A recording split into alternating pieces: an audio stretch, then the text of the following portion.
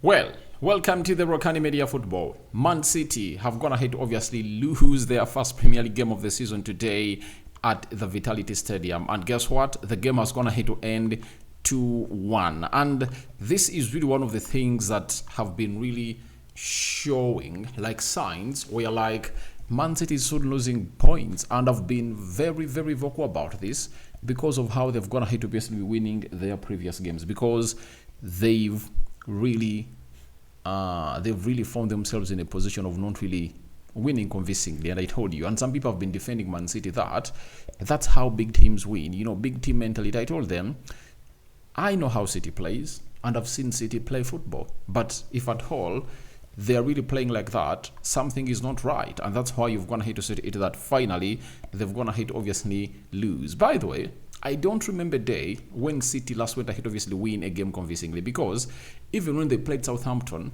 last week, I think the game ended 1-0, courtesy of Erling Haaland scoring that goal, and he scored it around the first 10 minutes of the game, and City never went ahead to obviously score any goal. So it looks like Rodri effect, Kevin De Bruyne, though he was back today, is really going ahead to affect them, because it's not easy for City to obviously break down teams. And Bournemouth and how they behave down at the Vitality Stadium. Smash the like button, comment and share. If at all you're watching us for the very first time, endeavor to subscribe to this channel so as not to miss out on stories that we do upload in here on a daily. Rokani David is my name, and hope you guys are really having fun.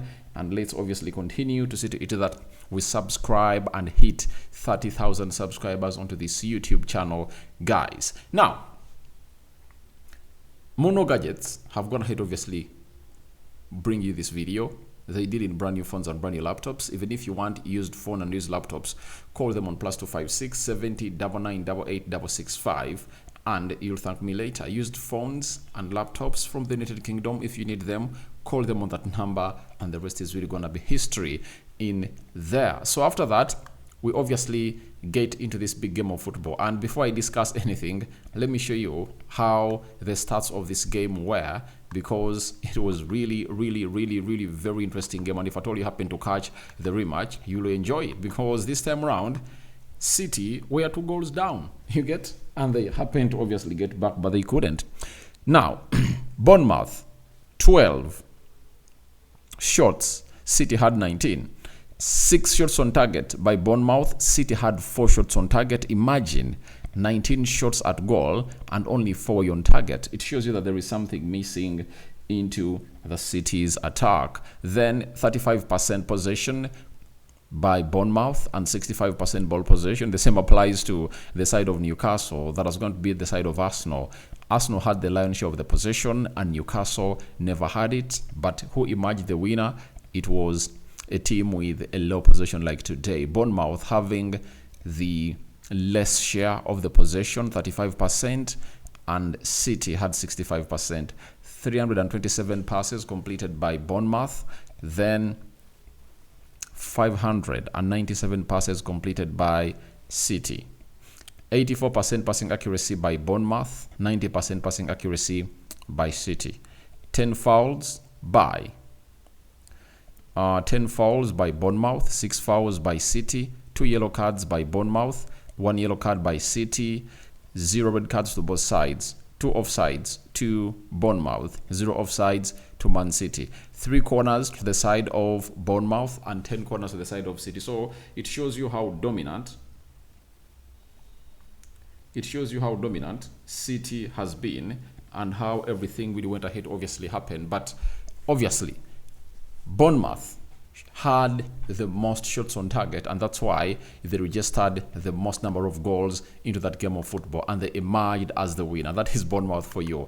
And City have gone ahead to suffer their first loss of the season, and it came in through in the 10th game. I told you this table always takes shape around the 10th match, and for those that we are watching me at the United Matters channel, I said I'm giving Erik ten Hag 10 games, and when he underperformed in the 9th game, he was nowhere to be seen. And you're going to see very many managers, if they are to be sacked after 10 games, you have nothing to say in a season, because you can't change anything that you can't change in 10 games. You understand? And it was Antonio Semenyo scoring in the 9th minute. City suffered an early an early goal, and then Evanilson, 64th minute, went ahead to obviously score a second goal, and City was 2 goals down. Then Josko Vardio happened to obviously pull one back in the 82nd minute, and City were like, we can really create moments of magic. But you know, Bournemouth and their stadium and the fans obviously really trying to obviously back them, cheering. The stadium was rocking, and City went ahead to obviously suffer that loss. So what does this mean to City? City is headed to a tough fixture. I told you in the match reaction of Arsenal that City are really having a very huge problem, that there are teams they haven't gone ahead to play and that Arsenal's gone ahead to play. And let me read you these teams that City hasn't gone ahead to play in the first half of the season. And if they've dropped their 3 points at Bournemouth, then they have to take care, because 23rd November they are playing Tottenham Hotspur. Then 1st December they are playing they are playing Liverpool. Then 15th December they are playing Manchester United. Remember, by that time United will be having a new manager known as Ruben Amorim. And 21st December City will be playing Aston Villa.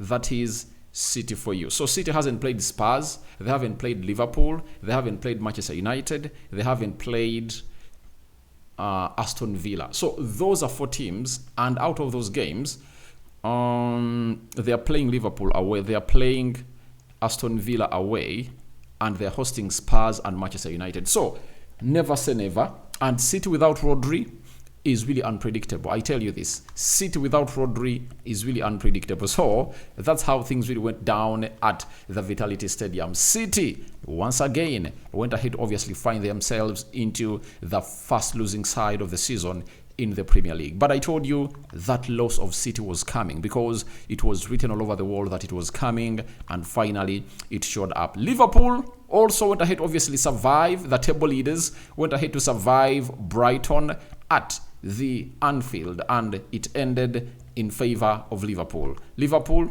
were 1 goal short after Fred Kadioglu in the 14th minute, and Liverpool played close to 55 minutes without having a goal, and Cody Gakpo leveled the game, and then Mohamed Salah, man in form, went ahead to obviously put Liverpool to the rescue. And Liverpool are that side that has gone ahead to obviously win 8, and they've lost 1 and drawn 1. So what were the game stats of the game of Liverpool? The game stats were as follows: 16 shots by Liverpool, Brighton had 13, 8 shots on target by Liverpool, then Brighton had 5, 48% ball possession by Liverpool, Brighton had 52% ball possession. And it shows you how Brighton is like, we have our style of play and have our game, that's why we are not gonna change anything. When obviously put in the shift there.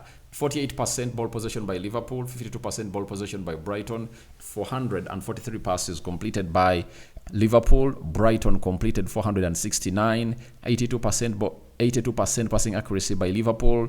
Brighton had 86% passing accuracy, 10 fouls by Liverpool, 18 fouls by Brighton, right? 1 yellow card to both sides and 0 red cards to both sides. Then 1 offside to Liverpool and 0 offsides to Brighton. 9 corners to Liverpool and 7 corners to Brighton. So that's how Liverpool went ahead to play, and that lead obviously kept them on top of the Premier League table. Match day 10. 10 games played. They're having 8 wins, 1 draw, 1 loss. They've scored 19 goals. They've conceded 6. They have a goal difference of 13, and they're having 25 points. Man City have gone ahead to obviously play 10 games. They've won 7, and they've played 10, they've won 7, drawn 2 and lost 1, scored 21 goals, conceded 11, and they're having 10, right? 10 as the goal difference. They're having 23 points in the second position. Nottingham Forest are really third. 10 games played, 5 wins, 4 draws, 1 loss, 14 goals scored, 7 goals conceded, and they're having a goal difference of 7, and they're having 19 points. Arsenal is 4th, 10 games played. You get 10 games played, 5 wins, 3 draws, 2 losses, 17 goals scored, 11 goals conceded, 6 as their goal difference, and they're having 18 points. Aston Villa is 5th. If at all they play and win tomorrow, obviously they'll go to 21 points. Chelsea, if they beat Manchester United or draw with Manchester United, they'll go above of Arsenal. You know, Brighton have been beaten. They are 7th. Bournemouth is 15th. Newcastle is 9th. Bournemouth is 8th. Newcastle is 9th. Spurs is 9th also into the mix. So we are waiting to see how the games are really going to be going tomorrow. And tomorrow there is a big one. Man United is taking on a side called Chelsea at Old Trafford. The interim manager is still in control, and that is none other than Ruud. I tell you, he is Ruud van Nistelrooy. And guess what? Tomorrow, it's let me see here. It's Tottenham Hotspur open up the day with Villa. You know, very big game in there for you. Spurs is hosting Villa. Then Chelsea is hosting Manchester United. And on Monday, Fulham is going to be playing Brentford. And that is really very important. And next weekend, that's when you're going to see Liverpool hosting Aston Villa, Brighton hosting Man City, Man United hosting Leicester City, and Chelsea will host Arsenal on the 10th of November. That's how everything really went ahead, obviously go in the Premier League. So that's what I had for you in here onto this channel. I call upon for your reactions into the comment section below. Pep Guardiola has lost his first Premier League game, and 10 games in, we are left with 28 to go. And let's see how many teams will obviously keep into the title race, because as it looks now, looks like Liverpool are trying to run away, but I don't believe that Liverpool have gone ahead to run away with it, because they're now, is it 7? Let me check. Where is the table?